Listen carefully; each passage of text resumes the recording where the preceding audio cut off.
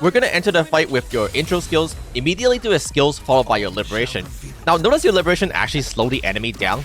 Get your skills into a mid-air attack, into an empower cube attack, 1, 2, 3 attack 3 times here to get all 5 stacks, empower cube attack once again, then skills, mid-air attack to get 5 stacks, empower cube again once again, and that's your entire combo. Okay, welcome back everyone. Today we have Xiaolin Yao, early impression as well as showcase. Well, we just saw the showcase earlier about his gameplay, but I'm going to talk about my overall impression as well. Like, is he fun to play? Is he smooth? Is he strong? Now, last time we did one of these videos with Changli, I think we got it pretty on point for the most part. We called it like Changli have some swap cancel or clunky issue and stuff like that, which you can check it out in the link. Now, Xiaolin Yao play a lot like Kocharo, where your main goal is to use your ults to enter your empower state. And then you're gonna do your combo to get all 5 stacks, which lets you do the hyper cube attack. Now you can only do this attack 3 times, no matter what, no matter like how long you spend in the Empire state. As soon as you do 3 of these hyper cube attack, you end your Empire state. And just like you would expect with Kocharo, he's a Electro main characters that rely on using his ult to enter like this Empire state to do his damage. If you're a Kocharo main, you can pretty much get ready to dump him into the dumpster because this is the direct power creep to Kocharo. Not only these two characters play the exact same in the sense that you enter your ult and then you do your Empire state. And additionally, you get at most 3 of these like empower attack during your ults off, kind of like how in Kocharo, you get at most 3 of the death message off. The thing with Xiaolin Yao is that he's much more reliable than Kocharo. Kocharo has a lot of issues of not building stacks on the dodge counter, as well as the ults being too short to fit in 3 death messenger, which is his empower attack. For Xiaolin Yao, you have a very long duration on your ults. You have like a 24-second duration, and as long as you get 3 of these like hyper cube attack off, you're pretty much have your entire damage. Additionally, he has something that Kocharo doesn't have. His dodge counter builds stacks. Now, a smart viewer that is subscribed to the channel will be very quick to notice that you need 5 stacks to get your hypercube attack off.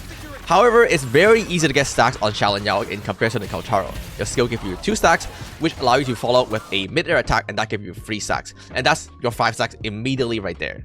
The thing with Xiaolin Yao is that you pretty much just follow this exact same combo every single time, and it will work every single time. Another thing you will notice is that during his Empower Cube attack, which is when you get max stacks, that attack actually slows the enemy down. Here's a different clip showcasing how his Empower skills work. You'll notice that he has a very good gap closing capability in addition to slowing the enemy down so he can easily connect it. Another big call I want to make is that during his ultimate form, he actually by default has increased interruption.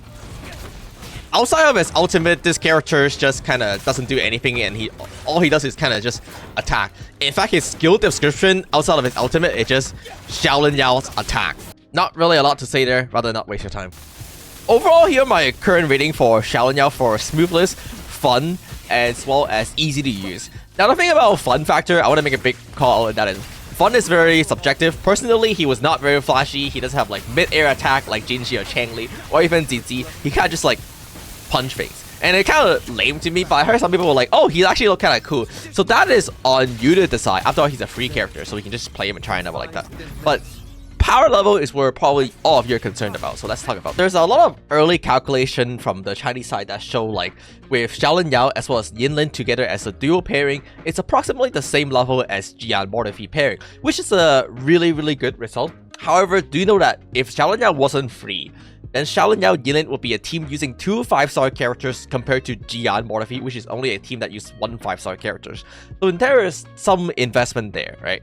And here is gonna be the biggest problem. Xiaolin Yao is 100% glued to Yinlin. No exception. In my opinion, no exception. You can't run any other characters with him. No Genshin, no whatever. Has to be with Yinlin. Not just because Yinlin has the perfect outro of empowering Electro and then Resonance Liberation, which is like pretty much where every Xiaolin Yao combo come from. Yinlin's biggest advantage for Xiaolin Yao is that she generates a lot of energy, which Xiaolin Yao is really desperate in need for. One of the biggest problems you'll notice with Xiaolin Yao is that his energy generation is fairly poor in my opinion.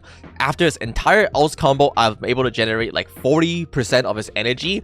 This is when he has like 24% energy recharge already in the trial. So that means that he is really energy hungry. If you compare a character like Genshin's energy regen on her skills versus a character like Yinlin's energy regen on her entire combo, you notice a night and day difference. This is going to be the same reason where I recommend people go for the Electro set over the Lingering Tune set. Now the thing with Xiaolin Yao is that a lot of early calculations are showing that Lingering Tune as well as the Electro set has the same identical DPS performance. With the Lingering Tune set, you get to use the Mech Abomination, which is a lot easier to use, plus have bigger AoE potential since it has a very big range.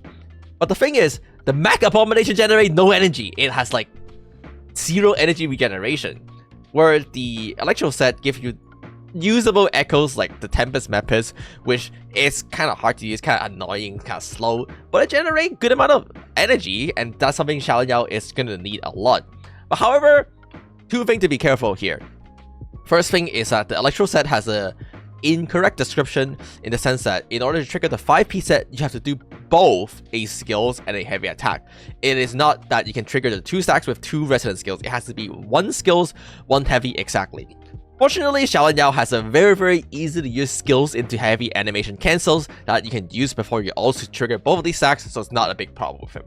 But the second thing I want to talk about with Xiaolin Yao is that if you're going for the Electro set, that means currently he doesn't have a dedicated forecast.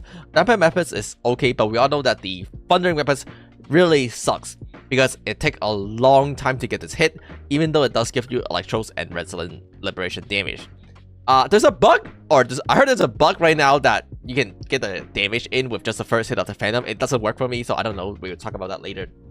Regardless, Tempest Mespis only give you 12% electro damage, and it gives you heavy attack damage instead of Resonance Liberation damage, which is not something he uses. So one of the things to consider is that Xiaolin Yao doesn't have a dedicated forecast, which means that he will only get better when eventually there's a dedicated forecast that come out, or maybe just a better overall echo that come out that's usable for him.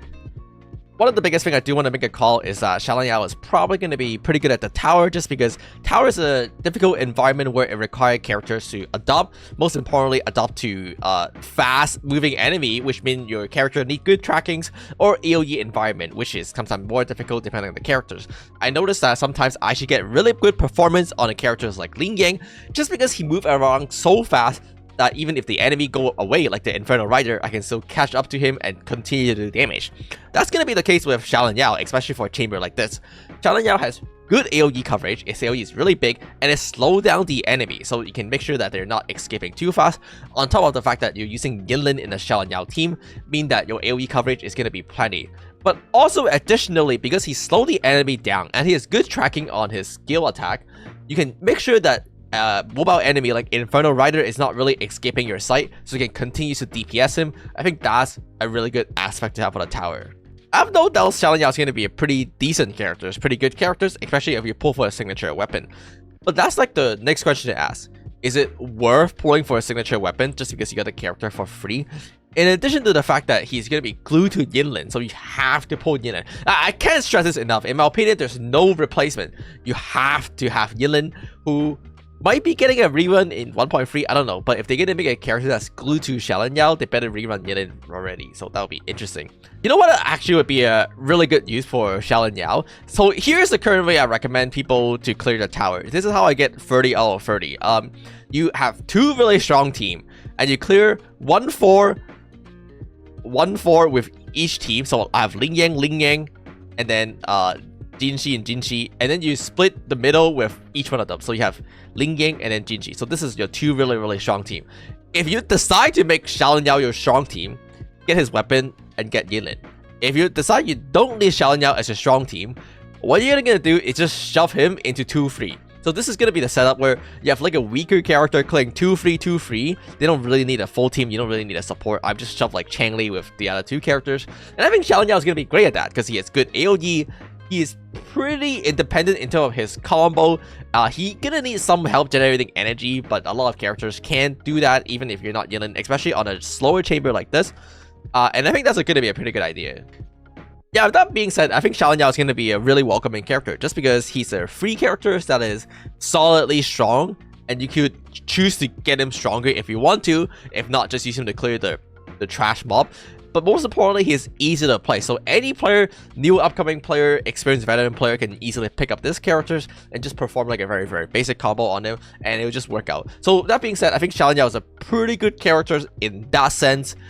But that is my overall first impression of Shannon Yao. I know this is not really a complete breakdown, but I'm gonna be honest, I'm not really interested in making 10-minute video guide that break down every single aspect, when the only thing you need to know is that his one straightforward combo that works every single time. I'm gonna be making a characters guide in the future that only give you the essential important information, so if you'd like to see that, subscribe. Bye.